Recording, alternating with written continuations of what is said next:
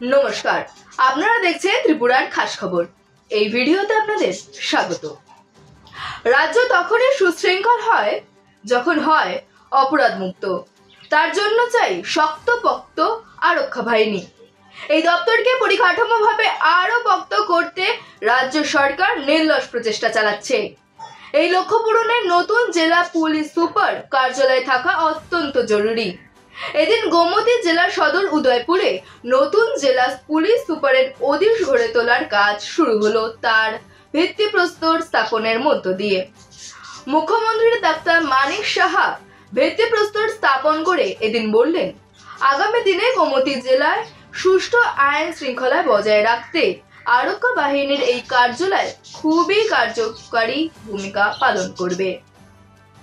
Video এখন এই পর্যন্তই।